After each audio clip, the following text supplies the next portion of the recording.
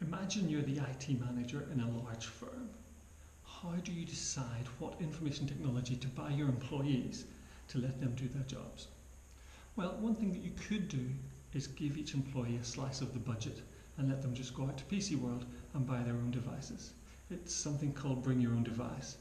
Now, I've had a quick look into this, and there's not that much research in this area. Most of the research seems to be around securing the network and keeping passwords and access secure.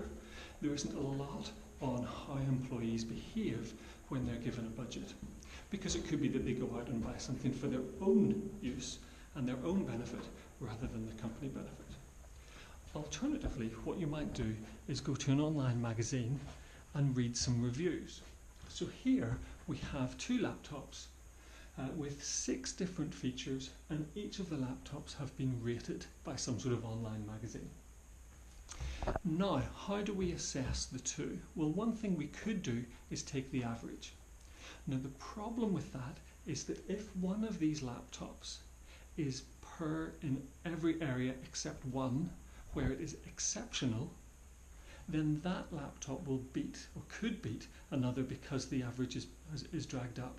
So we could end up giving our employees quite a poor machine. Alternatively, we could assess each laptop and ask ourselves, if we randomly select one feature from this laptop and one feature from this laptop, over time, if we do that repeatedly, which laptop is more likely to win? Now, there's a professor of mathematics at Cambridge University called Tadashi Tadika, who has come up with quite a straightforward way of assessing this without doing any complicated mathematics. And the key is to realise that laptop Y will beat laptop Z half the time. So half the time, if we select a feature from here, it will be a 7, and the 7 will beat all of these. Now, of the remaining 3, sometimes a 2 will beat a 0. So we would say that laptop Y beats laptop Z half the time plus some extras. So overall, Y will beat Z. And we can do the same thing with any other number of devices. So here we've got laptop X, and we're going to assess whether or not X beats Y or Y beats X.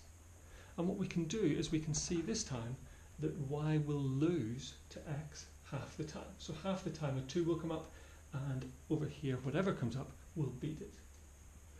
And of the remaining half times, a 9 will beat a 7 some of the time. So Y will lose to X half the time plus a little bit. So overall, X beats Y. And there we have it. Z beats Y, Y beats X, therefore X is the best overall. Except it isn't. What we have to do now is compare X and Z. Now, it's a little bit more complicated, but we can use a similar technique and say that X will beat Z 1 out of 6 times, and Z will lose to X 1 out of 6 times. So less than half the time, Z will lose to X. So over time, Z will tend to beat X.